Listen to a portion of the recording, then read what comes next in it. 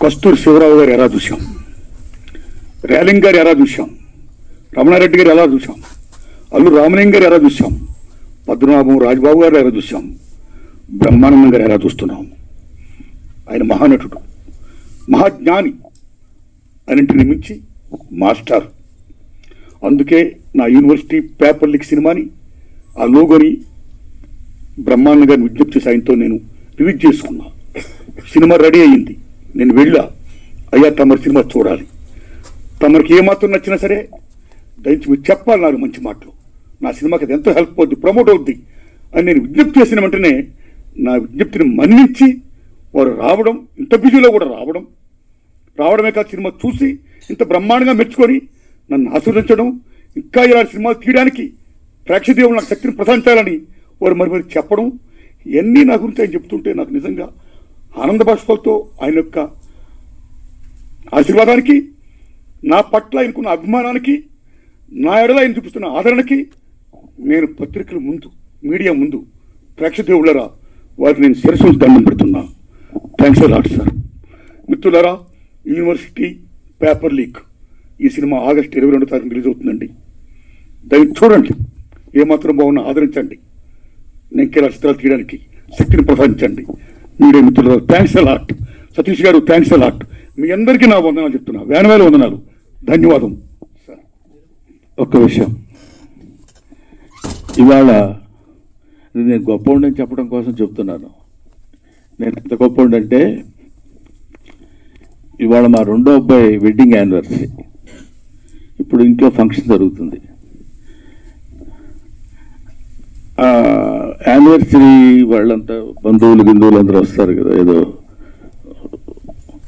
దానికి నేను ఆలోచించింది ఏంటంటే, గొప్పవాడిని ఊరికే వ్యంగ్యంగా అన్నాను, నిజంగా అనుకునేరు గొప్పదీసి, అలా కాదు. నేను ఇక్కడ వచ్చి నారాయణమూర్తి గారికి ఇచ్చిన మాట ప్రకారం 18వ తారీఖున నేను ఈ కార్యక్రమానికి రావాలి అనే ఐడియాతో నేను వచ్చాను. ఎందుకంటే నారాయణమూర్తి గారు అంతటి మంచి పనులు నేను చేయలేను కూడా, చేస్తానో లేదో కూడా తెలియదు. కనీసం ఇలాంటి మంచి పనులు చేసే వాళ్ళ దగ్గరికి వచ్చి వాళ్ళ మంచి పని గురించి నలుగురు చెప్పడం అనేది, దానికోసం పెద్ద భయంకరమైన త్యాగం చేసింది కూడా ఏం లేదు అనే ఆలోచనతో చెప్తున్నాను. ఇప్పుడు నేను అర్జెంటుగా మళ్ళీ అక్కడికి వెళ్ళి, వాళ్ళు ఏదో చిన్న ఫంక్షన్ లాంటిది ఉంటే, అది ఫ్యామిలీ ఫంక్షన్ కాబట్టి దానికి నేను వెళ్ళాలనే అభిప్రాయంతో నారాయణమూర్తి గారిని అభ్యర్థించి, ఇంత మంచి మనిషి, నిలువెల్లా మంచి మనిషి, ఇప్పుడు అంటే నేను కొన్ని చెప్పాలో వద్దో తెలియదు కానీ, బట్ నాకు తెలిసిన నారాయణమూర్తి గారు ఆ రోజు నుంచి ఈ రోజు వరకు అవే చెప్పులు, అవే ప్యాంట్ షర్టు, అదే ఆటో. ఒక్క సినిమా హిట్ అయితే ఏ రకంగా మనం ప్రవర్తిస్తున్నామో ఈ రోజుల్లో మనకు తెలుసు. 2 సినిమాల్లో మంచి పేరు వస్తే ఎలా ప్రవర్తిస్తున్నామో మనకు తెలుసు. ఒక దశాబ్దం కాలం మనం సినిమాల్లో ఉండి నటించి మంచి పేరు వస్తే మన ప్రవర్తన ఎలా ఉంటుందో మనకు తెలుసు. 5 సుదీర్ఘమైన దశాబ్దాలు,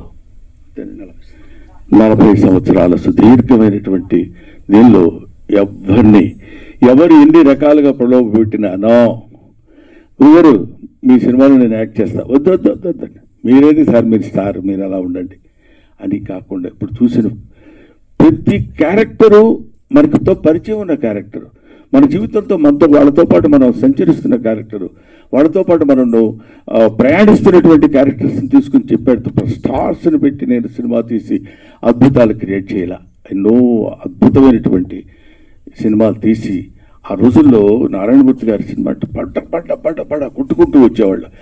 ఇవాళ వరకు అలాగే వస్తూనే ఉన్నారు, వస్తారు, వచ్చి తీరతారు. అలాంటి సినిమాలే నారాయణమూర్తి గారు చేస్తారు.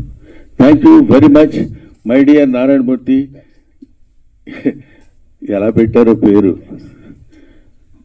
నాకు వెంకటేశ్వర స్వామి అంటే ఇష్టం, నారాయణమూర్తి అంటే ఇష్టం. ధన్యవాదాలు మీకు.